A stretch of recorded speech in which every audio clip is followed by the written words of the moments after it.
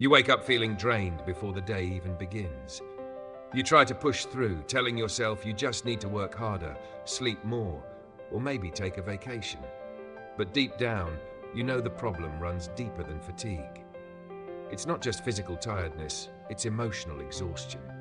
It's the kind of weariness that no amount of coffee, sleep, or weekends off can fix. You feel stuck, but you don't want to give up.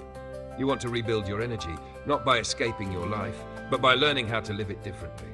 You're not alone, and this is where your recovery begins. In today's fast-paced world, exhaustion has become a lifestyle. We celebrate hustle, praise productivity, and wear tiredness like a badge of honor. But here's the truth. Running yourself into the ground isn't a sign of dedication. It's a warning sign. You're not lazy for feeling drained. You're human, and your body is trying to tell you something. You've been living disconnected from your energy source for too long. Real empowerment doesn't mean pushing harder. It means realigning. The first step is understanding that energy is not just physical. It's emotional, mental, and spiritual. When any one of these areas is out of balance, exhaustion creeps in quietly. You can sleep for 10 hours and still feel tired if your mind is overloaded or your heart feels empty. True renewal starts when you begin to recharge all parts of yourself, not just your body. Think about the last time you felt alive, not just awake, but fully present, excited, and light. That spark came from alignment. You were doing something that matched your values, that gave meaning to your effort. Over time, though, we drift away from those sources of energy. We fill our schedules with tasks that drain us, relationships that take more than they give, and goals that no longer fit who we've become. You don't need to quit everything to regain your energy. You just need to start making micro-adjustments that reconnect you to what truly fuels you. Let's start with your mind. Mental exhaustion often comes from overcommitment and constant decision-making. Every message, every email, every choice takes a little bit of energy.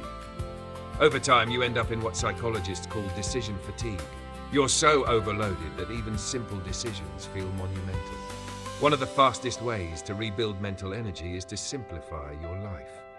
Create routines that reduce decisions. Decide once, not daily. For example, plan your meals for the week, limit your digital distractions, and set clear work hours. Every time you eliminate small, unnecessary choices, you give your brain space to breathe again. Emotional exhaustion, on the other hand, often comes from neglecting your feelings. You may have learned to suppress them, pushing through stress, ignoring sadness, pretending everything's fine. But emotions don't disappear. They store themselves in your body. That tension in your shoulders, the heaviness in your chest, they're messages waiting to be heard. Healing begins when you give yourself permission to feel without judgment. Cry if you need to. Journal. Talk. Let your emotions move through you instead of trapping them inside. Emotional honesty doesn't make you weak. It restores your strength.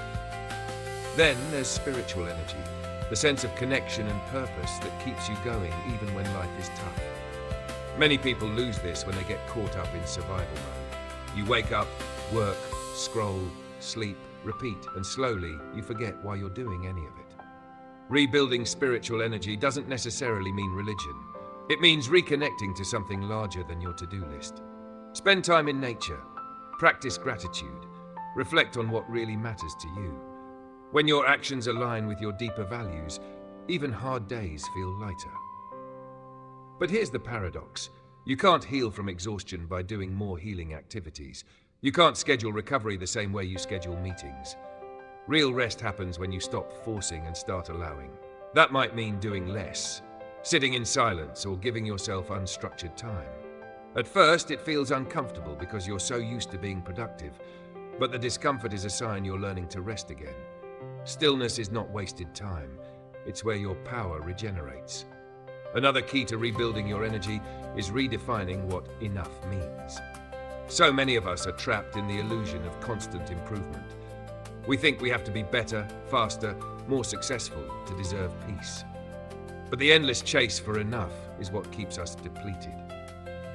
The truth is, you're allowed to rest even when things are unfinished. You're allowed to enjoy life before it's perfect. You don't have to earn rest through exhaustion. You can choose it through self-respect. There's a quiet kind of power that comes when you stop running and start being. When you start noticing the way the sunlight hits your coffee cup, or how your breath feels when you slow it down. These small, mindful moments rebuild your nervous system. They teach your body that it's safe again. Because burnout keeps your body trapped in survival mode. Your heart races, your muscles tighten, your sleep becomes shallow. But as you begin to slow down intentionally, your body relearns how to relax, how to trust, how to heal. Rebuilding your energy isn't about abandoning your goals. It's about approaching them from a place of balance instead of burnout. Think of your energy like a bank account. Every commitment, every worry, every task is a withdrawal. To stay empowered, you need deposits, moments of rest, joy, laughter, movement, or silence. When you make more withdrawals than deposits, you go into emotional debt. The solution isn't to close your account, it's to manage it wisely. And sometimes that means saying no. Boundaries are not selfish, they're sustainable. Every no you give to something that drains you is a yes, to something that restores you. You can't rebuild your energy while still feeding what depletes it. So start small. Say no to one unnecessary meeting, one draining conversation, one obligation that doesn't serve your growth. Every small act of self-respect adds up. Your environment also plays a powerful role in your energy. Look around your space right now. Does it inspire you or drain you? The people you surround yourself with matter too. Spend time with those who leave you feeling calm, not anxious. Energy is contagious. Protect yours fiercely. You don't have to cut people out, but you can choose where you invest your time. One of the most underrated ways to rebuild energy is through movement. Not punishment-driven workouts, but movement that reconnects you to your body. Walk slowly, stretch, dance, move in ways that feel good instead of what burns the most calories. Your body stores stress, and gentle motion helps release it. Physical energy often returns once your body feels safe again. There's also the power of rest that goes beyond sleep. Rest can be creative, social, emotional, or sensory. Maybe your mind needs quiet, but your soul needs beauty. Go watch a sunset, listen to music that makes you feel alive, or spend time with someone who reminds you of your worth. Rest doesn't always look like lying down. It looks like doing something that restores what the world has taken from you. And remember, healing from exhaustion isn't linear. Some days you'll feel full of energy, other days you'll still feel drained. That doesn't mean you're failing. It means your body is recalibrating. Be patient. You spent years learning to live in survival mode. It takes time to unlearn it. Celebrate small progress. Every deep breath, every mindful pause, every gentle no is a victory. Rebuilding energy without quitting everything is about transforming how you relate to your life. It's about finding power in presence instead of pressure. It's learning that slowing down doesn't mean falling behind. It means coming home. You can still pursue goals, build dreams, and achieve success, but from a place that's sustainable and authentic. The world doesn't need a more exhausted version of you. It needs a more alive one. So if you're feeling burnt out right now, take this as your reminder. You're not broken, you're just depleted. And depletion is reversible. Start today, not by changing your life overnight, but by changing your relationship with yourself. Ask, what does my body need? What does my heart crave? What am I ready to release? These small questions open the door to massive transformation. There will be resistance. Part of you might feel guilty for slowing down. But remember, rest is not laziness. It's preparation for strength. When you rebuild your energy, you also rebuild your confidence, your clarity, your creativity. You begin to remember what it feels like to live with joy instead of just endurance. You stop living in reaction and start living with intention. You don't need to escape your life to feel better. You just need to learn to inhabit it differently. When you reclaim your energy, you reclaim your choice. You begin to show up not because you have to, but because you want to.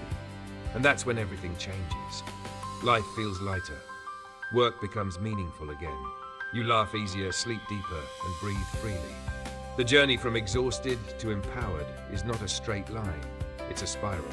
You'll circle back to the same lessons, but each time you'll rise a little higher with a little more self-awareness and strength. Don't rush it. Healing isn't about speed, it's about depth. And when you finally wake up one morning feeling rested, calm, and ready, Not because the world slowed down, but because you did. You'll realize that empowerment was never about doing more. It was about remembering that you are more than what you do. Thank you for watching this video on Think Fresh Daily. If this message touched something in you, please take a moment to like the video, share it with someone who needs encouragement, and follow our channel for more weekly reflections on how to rebuild your energy, peace, and purpose, one mindful step at a time.